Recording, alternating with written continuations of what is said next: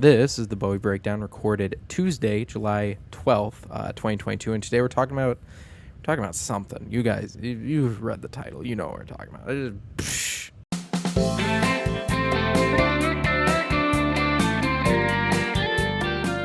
Hello, it's me, Jack, and it's been a while. I'm sorry for not uploading on this channel, and I'm sorry for not uploading shorts or anything else. I've been very absent the last couple weeks, really. I don't know why. Maybe it's just been recuperating. Maybe it's just been general malaise of the summer.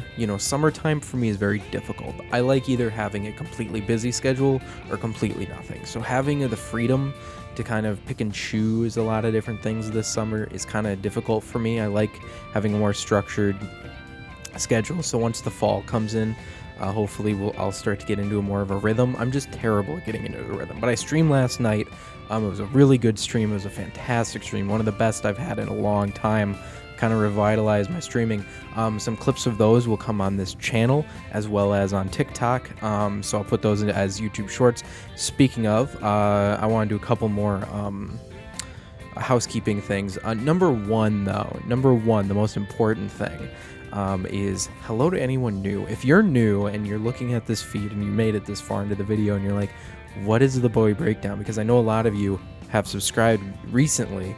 Because not a lot of you, I'm talking to like single digits here, but you subscribed from basically one short, which is the Zelda one, and stay tuned, there will be many more like that. But every so often, probably daily, weekdays, I'll be uploading this Buwwy Breakdown. So I'm sorry if this inundates you, if you don't like getting subscription, if you don't want to watch this long form thing, you just want to watch the shorts, I apologize for that. But this is kind of I don't want to make a third channel, I just want this channel, two channels, one channel to handle all this, anything that isn't the main stuff. And also, for those of you who don't know, I have a main channel. The main channel is over there. I don't know where I'm pointing. It's down in the description. I'll put a card up in the corner as well. Anyways, I think that's it. For what I'm talking about. Let's get into our first segment. And for those who are new, I'm going to start doing this kind of consistently. We're going to do what have you been playing? What have you been watching? What have I been consuming in my media diet? That's going to be the first. And I welcome all your answers in the comments. Tell me what you've been playing. Tell me how you feel about what you've been playing. Sorry if the fan bothers you. It's a little hot in here. I'm having it at the lowest setting, but it is blowing directly at the fan. I've listened to recordings. The music will probably drown it out, and so will my talking. So it'll be okay. You'll instead of hearing an annoying fan, you'll hear my voice talk, which is much better. Am I right? I'm totally right. My voice is not annoying at all. Totally not. However, let's discuss what I've been playing. Psychonauts 2. I've been playing some of that. I've actually beaten it. I think I beat it last week, and I'm going through currently all the worlds, so all the different brains. If you don't know, Psychonauts is essentially a game where you go in different people's brains and figure out their issues. It's kind of a, not trippy, but there is a trippy level, but there's it's kind of a interesting premise. It's a high concept premise. And each brain essentially is like a level. It's like a world in a 3D platformer, right? And you have these different things to collect. It's a collectathon. It's an old-time 3D platforming collectathon. I love that genre.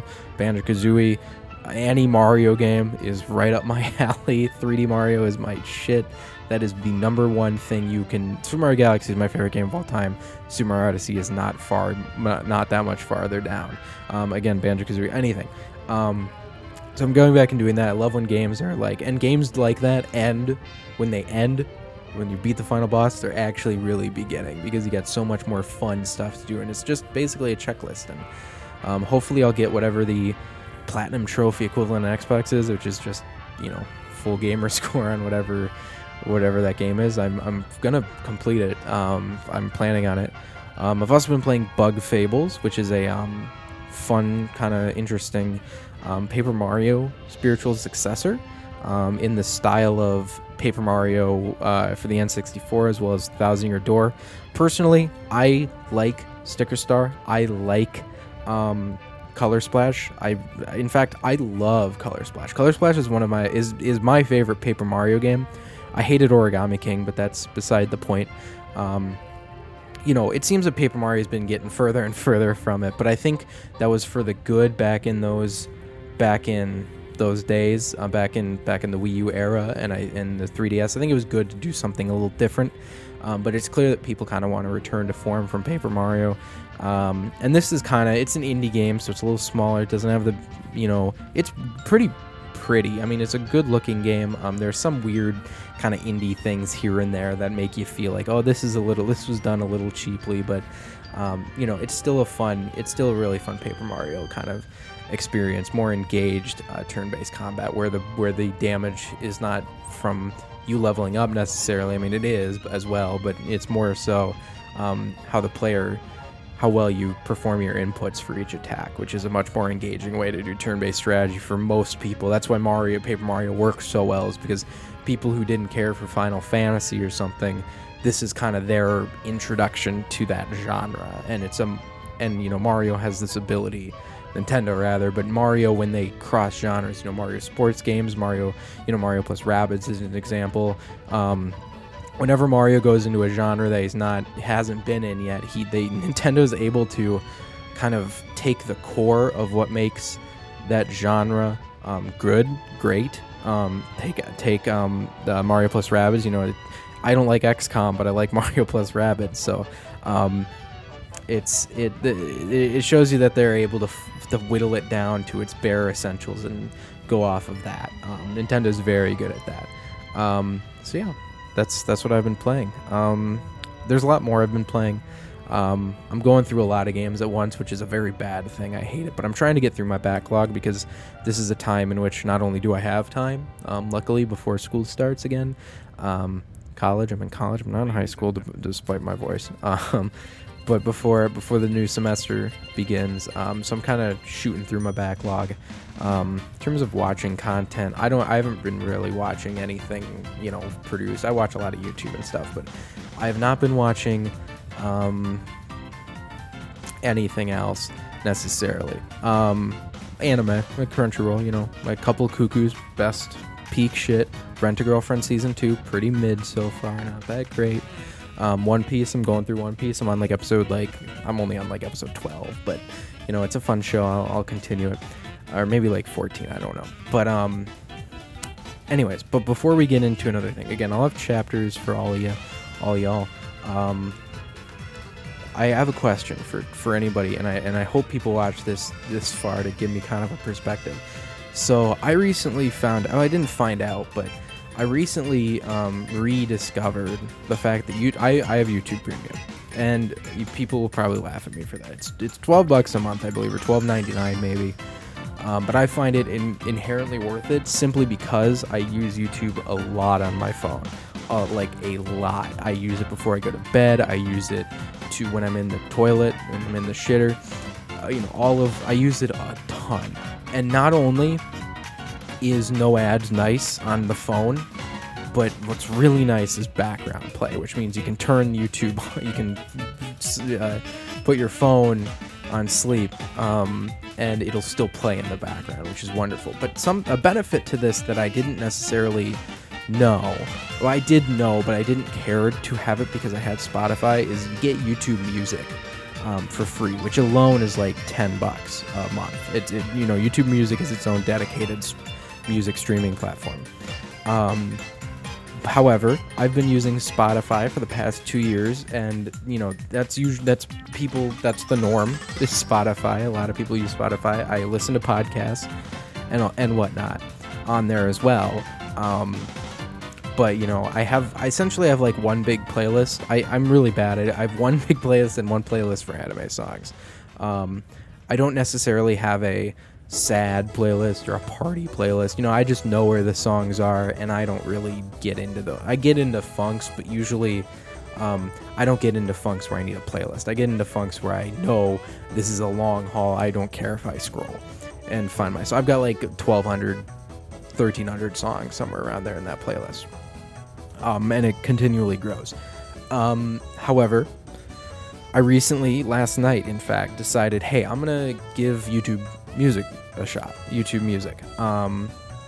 And I transferred. I used a third-party service to transfer my 2 playlists into YouTube Music. And they went fine. It got pretty accurate matches for most of them. Some of them are pretty annoying though. Like instead of like take the Hamilton soundtrack. Instead of they have some songs from that original, but some of them are like live versions of it from the original cast, but live versions of it. So it's not only meh quality, but it's also, you know, it's a live version. They've been doing these shows. Their voices are worn out. So I have to maybe go in and switch a couple of those. And then there are a couple of goofy things here and there. The titling is wonky because a lot of times when there's like a song, especially old songs, which I listen to a lot of old jazz, you know, it's kind of confusing when I look at it at a glance what's playing, because it doesn't show like necessarily all the info I need to know, like the song and the artist. It shows the uploader a lot of the times, which is not the artist most of the time, in terms, especially in music as old as that. So it's kind of that's something that I can get past for sure, especially if I'm gonna get rid of Spotify. But my question is, what would you guys recommend I do? You know, I would love to save that $11 a month, just because I'm kind of in a saving phase of things. I want to save as much money as humanly possible. So saving that, I know it's only $11, but you know, it's $11. I've probably given, you know, I think I just checked now. I've been a subscriber for almost 2 years to Spotify Premium. So I've given them, you know, hundreds of dollars at this point. So, you know, hundreds of dollars could have been saved, is what I'm saying. So it matters. But, you know, I want people to kind of, in the comments, if you could, kind of tell me what you think. You can say Spotify's better, and I'd probably agree with you on that. I'd certainly agree with you on that. But I'd just like to know if you think that it's worth getting rid of Spotify, nixing Spotify to keep YouTube Music. Keep in mind, I don't mind listening to podcasts on a different app.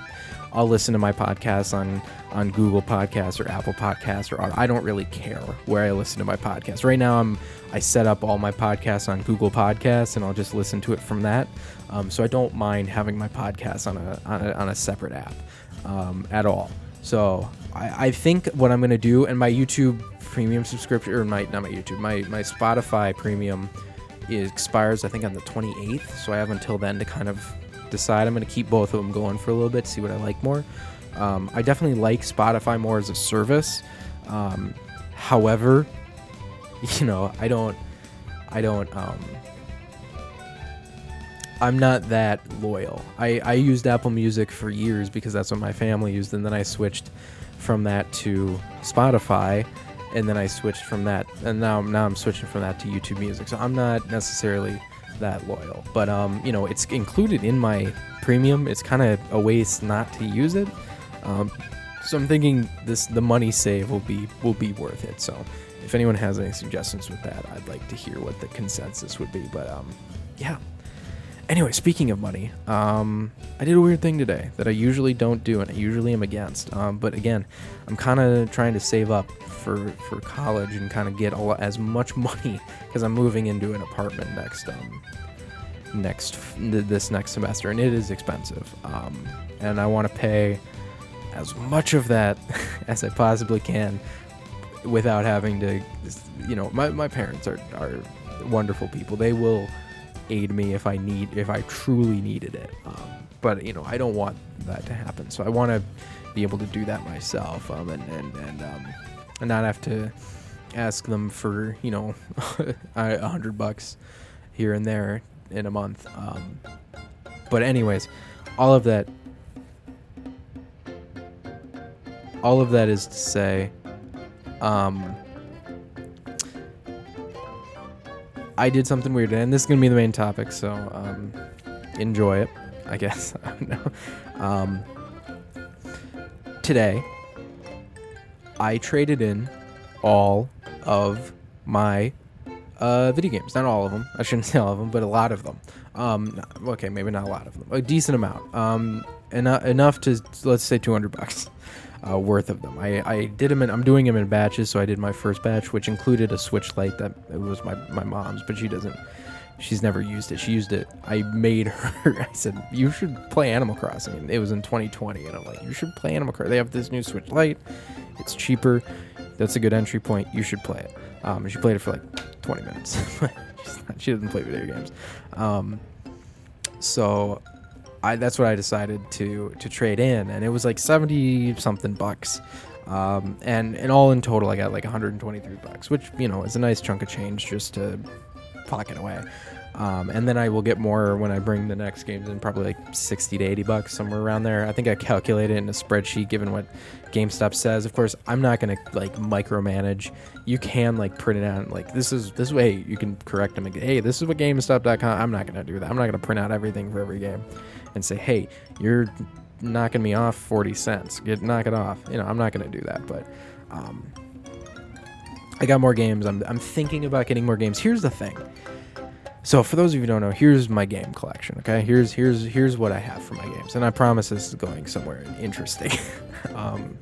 You know the title, we're talking about digital versus physical, but I just want to talk about my game collection. It'll be very brief. So essentially, I started playing video games during the Xbox 360, PS3, Wii generation. That generation had a Wii and an Xbox 360. Now, I have a few games for the Xbox 360, probably like maybe a dozen games for the Xbox 360, but I have literally probably many dozens of games for the Wii, and I have a ton of them. I mean, name a game for the Wii. I probably don't have it, but most games that came out for the Wii that most people have, I have, as well as some other obscure ones. Probably my most obscure one is a game called MLB Power Pros, which is my favorite game of all time. One of them, 2008 specifically. They were Japanese. It's a Japanese series, but for only 2 years, 2007 and 2008. I think they had 2009 as like a handheld game. They went into a deal with the MLB to be able to use the MLB branding and kind of create a thing. And it is the best, to this day, the best sports sim game. It is the best sports simulator game if you want a truly career, like life sim. Look it up. I mean, look it up. I will make a video about this on my main channel. I've been having it in my brain for a long time, so I will make a video about it. But it is a wonderful game. Anyways, so I have a lot of the games. I also, when I was like in early high school, late high school, when I started getting my own money, I started buying a lot of old stuff, which is kind of I regret doing, but I kind of don't because, okay, so I have an NES. I don't have a true SNES. I have a kind of an emulator that looks like an NES, and it is just a knockoff, just so I can play my SNES games. I have an N64, GameCube, basically every Nintendo console I own, except for a true SNES. And then, I bought a few games for the NES, like, the normal ones, Mario Bros. And Duck Hunt, Zelda 2 and Zelda 1. I think I have Metroid. No, I do have Metroid. I know I have Metroid. I think I have Mario Bros. 2 and 3 as well. I think that's it, but very basic, very few normal games. Same thing with the SNES. I think I have Mario World. I think I have Super Mario Kart. Maybe that's it. N64, I got a few more. I got Mario 64. I got Banjo-Kazooie, Banjo-Tooie, GoldenEye. I got Majora's Mask, and I got the gold Ocarina of Time cart. I think that might have been the only cartridge, I don't know, but it makes it seem more rare. And then I have GameCube. The only two games I have for GameCube. Now, this is my prized possession. I have a normal Star Wars Rogue Leader, that game, and then I have a Four Swords Adventure game with the box, with the original instruction manual and basically nothing touched. I mean, the instruction manual, there are still advertising pamphlets from it. There's like a sweepstakes pamphlet in it. It's fascinating, and I absolutely love that thing, and it'd probably go for some money. But yeah, so that's essentially basically my retro stuff. And then I have a few Xbox One games. I have several PS4 games. I have quite a few PS4 games. And then I have a ton of physical Nintendo Switch games because I always wanted to buy my Switch games physically because they always felt special. I'm not that way anymore.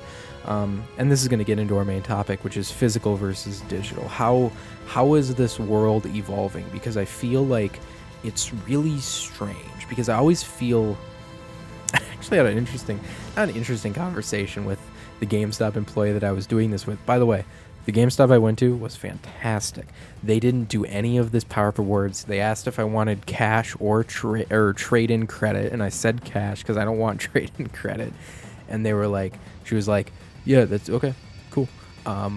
Usually I feel like they would be like, are you sure you don't want trade-in? You get more. Here's how much more you get. I didn't even know how much more I would get with trade-in. That's how. She also gave me a $15 GameStop gift card because I guess I didn't pick up some pre-orders. The ones she said were like Mario and Sonic at the Tokyo Games. I didn't pick up that, and then Link's Awakening, which I ended up buying digitally. I must have forgotten I put those in, and then there was one more, but I don't remember what it was. I could probably find the receipt, but it doesn't matter. We had an interesting conversation about how, the benefits, kind of the pros and cons of the digital era. And it is kind of weird because I don't know what I'm trying to think, but I truly don't remember the last physical game I bought. I truly don't. If I had to think of one off the top of my head, it would probably be... Oh man, actually, I don't even know. I don't think I've purchased a physical game since like 2020. I think the last physical game. Let me look at 2019 games. Sorry if this is kind of going off topic here. We'll get to the main. Okay, I know I purchased Fire Emblem 3. Okay, I know I purchased that physically. 3 Houses. We'll just go with that. That was probably, or Luigi's Mansion. I think I bought that digitally. 2019 was probably the shift to digital. I think Fire Emblem 3 Houses came out after Kingdom Hearts, so I think we'll just go with that. Fire Emblem 3 Houses was the last physical game I bought, which was in 2019. I'm kind of making a rule though that if a game is big enough, I will make its deal to at least, if not buy it physically just once, definitely buy it a second time physically. This would be only for games in series that I'm big on. Final Fantasy would be one, Kingdom Hearts would be one, Mario would be one, Zelda would be one. These games are games that I want to have physically and want to have remembered. However, looking back on my own game collection, it's hard to part with a lot of that. Like, for example, let's just say Super Mario Galaxy. It's my favorite game of all time. It's my absolute favorite game of all time. But I could never part with that Wii disc, even though I could play it on the Switch in better quality. I could use the Dolphin emulator and put a bunch of extra niceties on there to make everything really nice and simple to play. And I don't know if I will ever pop in that game again on the Wii, but I damn well know I'm not getting rid of it.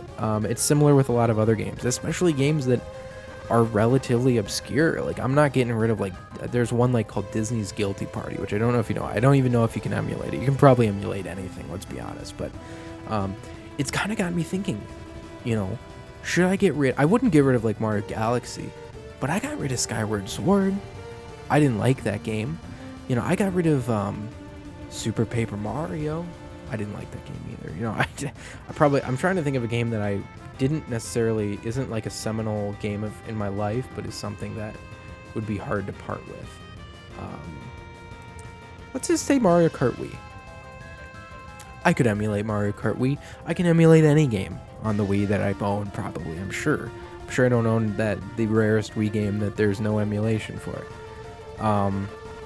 And I could sell all of this and probably make a lot of money because I have a lot of games, even though all of them are probably worth, like, at most like $10, maybe. We're talking probably $2 to $5 per shot there. But it's gotten me thinking, and we got to talking, and we talked about, like, the Steam sale. We're all familiar that happened a couple weeks ago, and I had mentioned that I didn't buy anything, but I said I bought something because I'm a dipshit. I just want to be sociable. I didn't want to end the conversation there, but I was looking at it. I would have bought a lot of things if I was just clicking away, and not trying to really keep myself controlling. But those games are 50, 60, 70% off. And, even in as restrictive a place as Nintendo's eShop, Nintendo even gives discounts to a lot of their games. I remember when I think Mario Odyssey or something once received a 30% discount, which is shocking. I want to say Zelda did too at some point. I mean, that for a Nintendo game to ever go down in value is rare in the first place. But for Nintendo to place that on there is even rarer. But it got me thinking. I mean, you have that, but then again, there's the idea of a pre-owned market is still viable to me. I mean, it's still something that I feel like if people, I feel like it's not stupid if people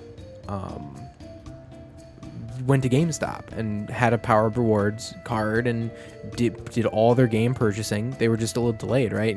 Like something like a game like Far Cry 6 is probably you can get pre-owned extremely cheap. So if you just wait a few months, you could do that online on the sale too. But on like these Steam sales, and GameStop pre-owned prices can be a little pricey, more pricey than they should be. Let's be honest. But you're getting money for your game, especially if it's a new game. You could get, if it's a really new game, you could get $20 back, which is a nice, if a game is $60, that's a third of the game that's paid for by the last game you played. And if you just don't care about keeping the games, hey, GameStop is probably a relatively okay option for you to go. But I'll be damned. And I'm sorry if this is all unscripted. I'm just talking at the mouth. I'd love to hear your guys in the comments. We can also do like a little ask questions too. I'll just mention this at the end, but ask questions in the comments. I'll do like a little Q&A, or maybe your topic that you bring up will be the discussion of the big discussion of the day. But I haven't bought a physical game, as I said, in like years. I buy all digital.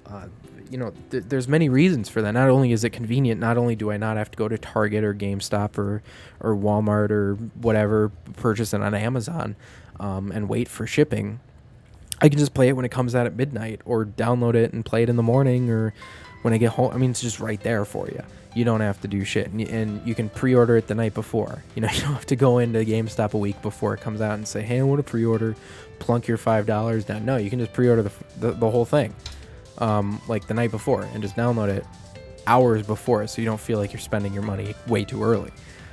Even though you're spending it $5 at GameStop, but still, I mean, the physical act of going there. You'd call me lazy, but it's a whole thing. It's just convenient, and also, let's face it, digital has given us the ability to have programs like Game Pass, and Game Pass is probably the biggest plus for the consumer, at least at for all digital. All digital allows for that to happen. That wouldn't happen otherwise. So it's very fascinating to just see how that works. It's just really interesting to see how there's so many pros and cons to both. That's like, I feel so bad for the people who are so into physical media. These YouTubers that have their shelves lined with things, and I'm like, oh my God, that's a lot of stuff. I mean, that's a lot of stuff, just physical stuff. And I don't, storing games nowadays for a normal person is not easy, especially if you have if you've been gaming for decades and you have amassed this, collection of games which take several, big boxes. I mean, and your old systems too. Another interesting discussion I'm going to have with myself is whether or not I want to sell my Xbox. For most part, I kind of want to keep my consoles, at least my Nintendo consoles I have, and do believe I still have a 360. I think I might have gotten rid of that. I don't remember.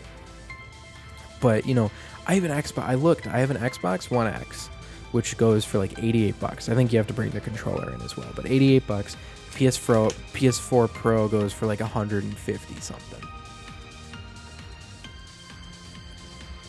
And that 150 something for a PS4 Pro? Jeez. I mean, I bought that thing when it was like, what, $400? Was it $400? I don't remember when I bought it. That's almost half the value if it was $400. So, I've been wondering if I should get rid of those. I'm never gonna get rid of the Wii U or the Wii or the, any of my old Nintendo systems. But damn, I'm close to getting rid of those. The PlayStation, the Xbox.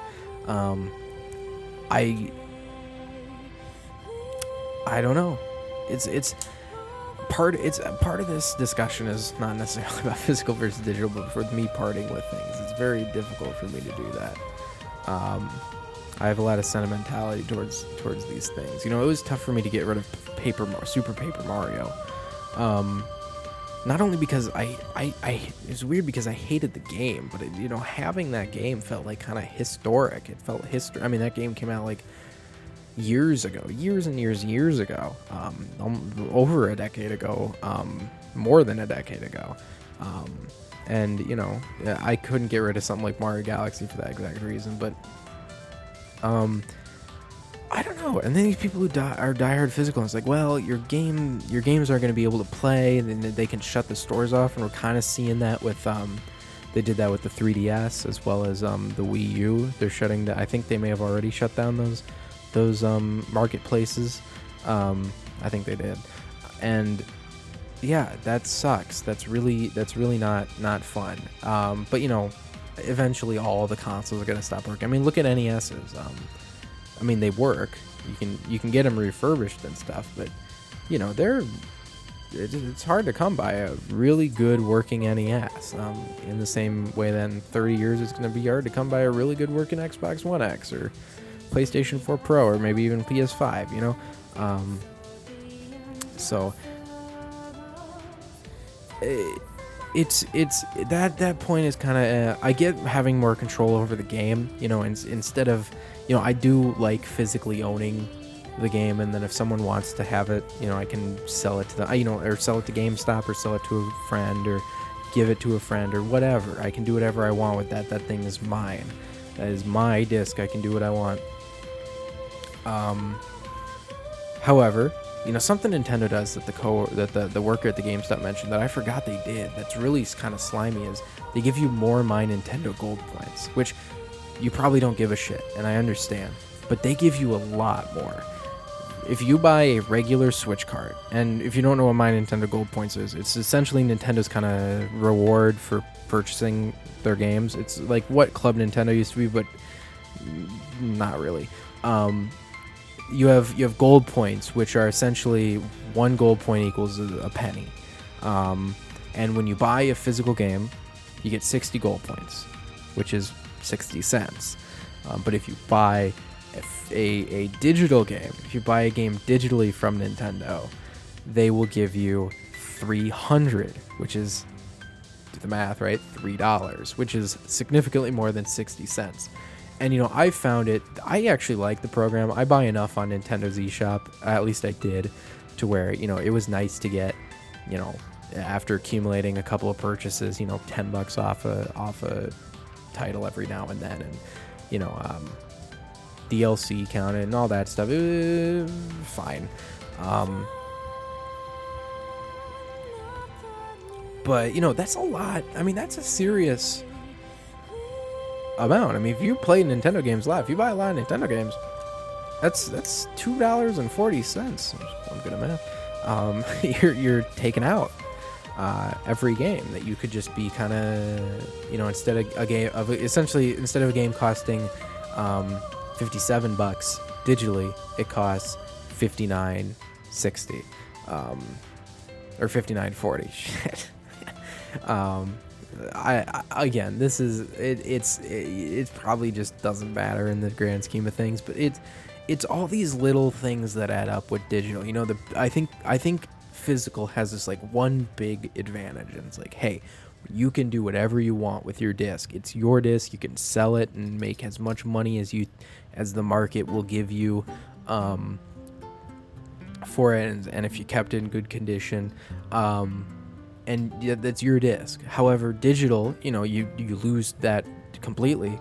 However, not only is it more convenient, usually you get rewarded for purchasing digital goods.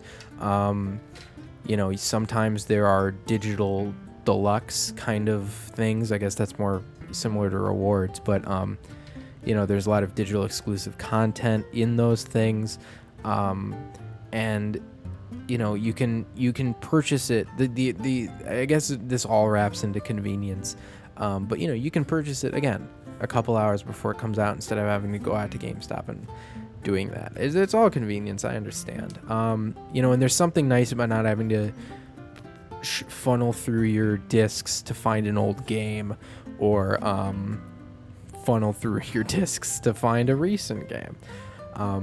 It's just all there in your system.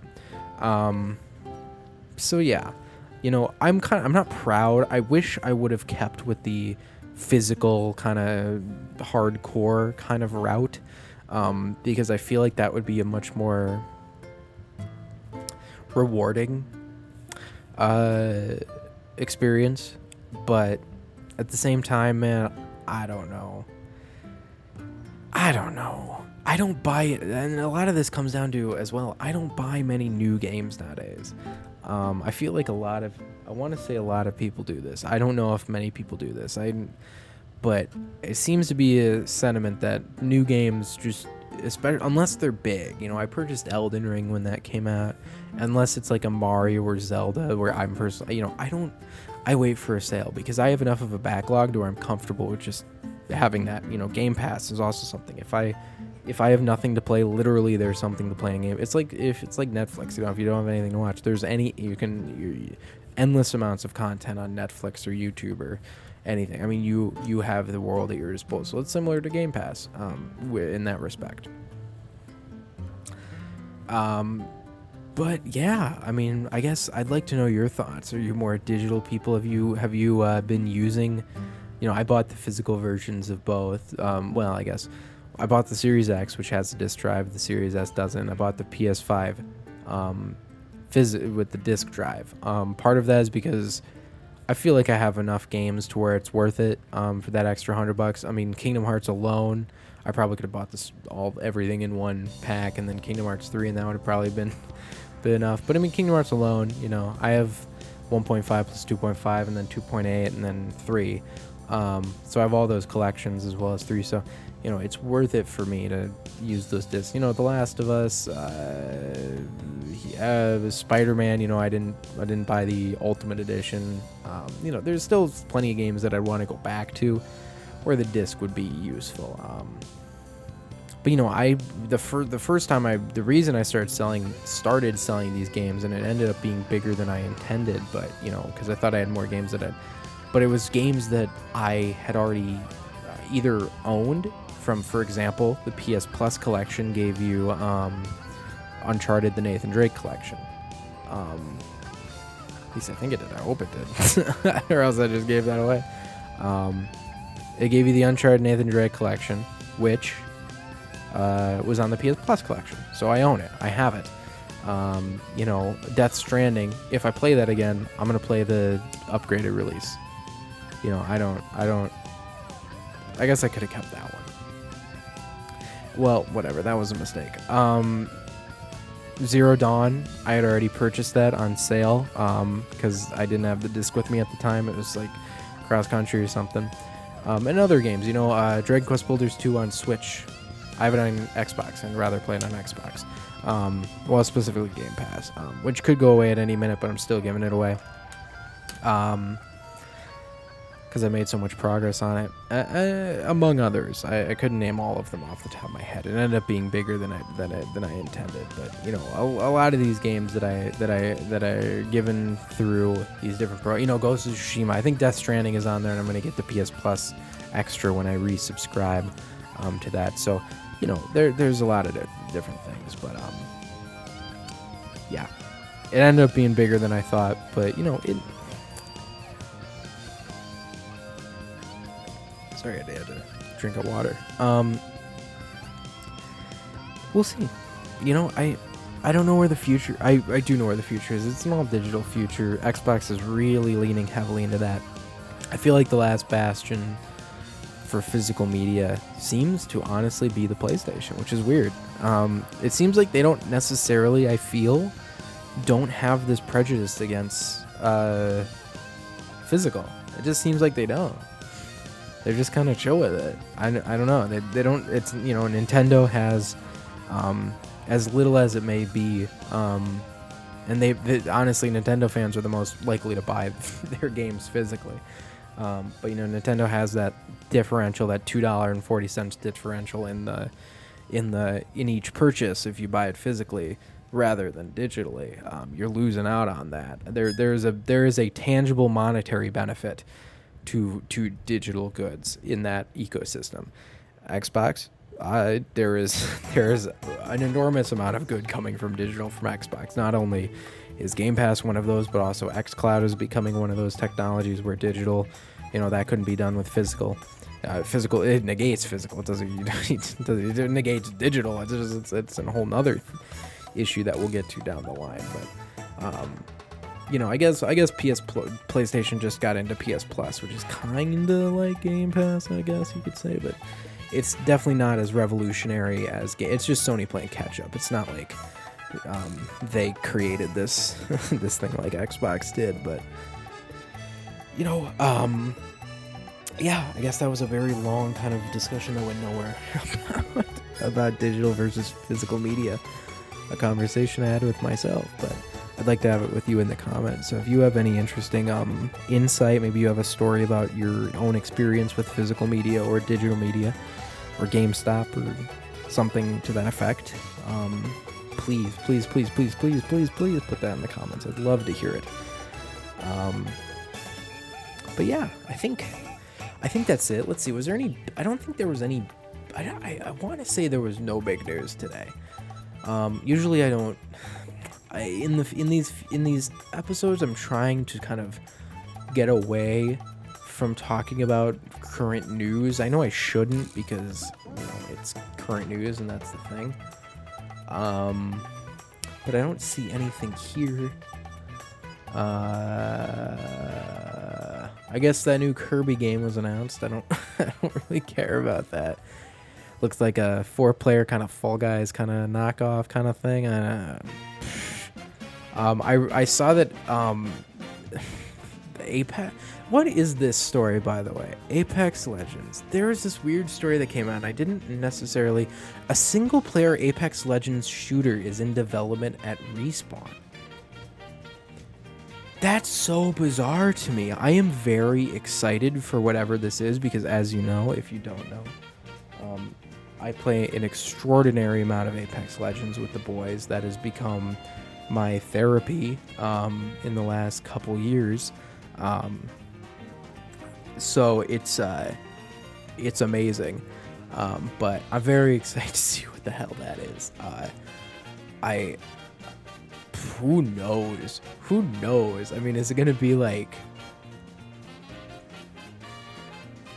Because it's in the Apex universe, correct? Yeah, it is. In Apex Universe FPS Incubation Project. What is that? I'm very excited for whatever this is. Apex Legends is like one of the best... the best battle royale. It is the best battle royale. But anyways, I think that's it. I don't think there's much news in terms of video games to really come out. But that's just... So we're just going to have mainly a lot, unless there's news that is interesting to me to talk about. We'll just kind of talk about these topics, these shower thoughts that come up in my head after something weird happens. Which today was such a weird experience for me. I haven't traded in a game at GameStop for years, and it kind of brought back memories, but also kind of made me feel weird inside. It made me feel uncomfortable a little bit. I don't know. It was weird. Not for any nefarious reason. I just felt uncomfortable because it was just a weird experience, and it was weird parting with all this stuff. I am a little upset I gave away the Nintendo Switch Lite, but it was like $77, and I didn't use it. My mom didn't use it.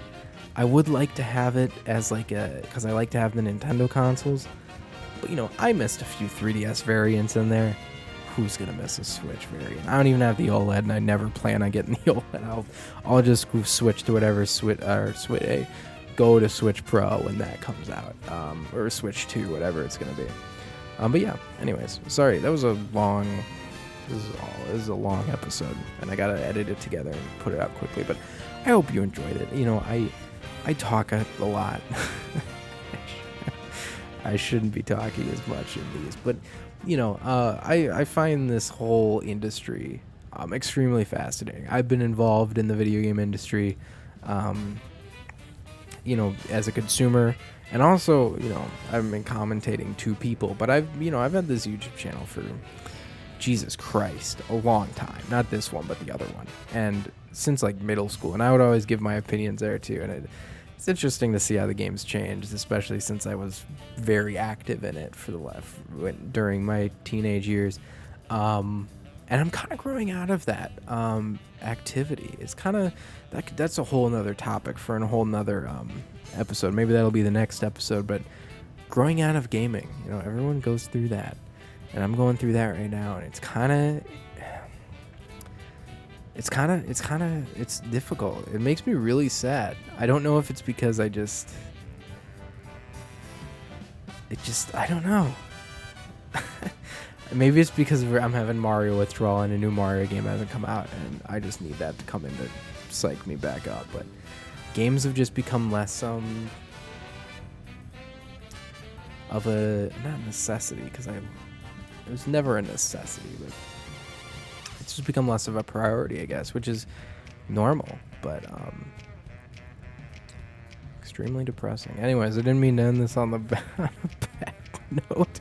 I hope you enjoy the rest of your day. I will probably see you tomorrow, and if I don't, then I'll see you in the future. But dear God, I hope you have a wonderful day, and whatever you're doing, make the most of it. It makes it that much better. Live in the present. It's something I always want to impart. I think that's a good piece of little wisdom that I learned. I like the idea of living every moment as it happens and going with the flow. Don't be such a bitch and plan everything. Just go with the flow sometimes. That's what you gotta do. Anyways, I'll see you guys for the next one, and hope I didn't bum you out too much, and hope I didn't get too preachy in here too. I'll see you guys next time. Godspeed and good night.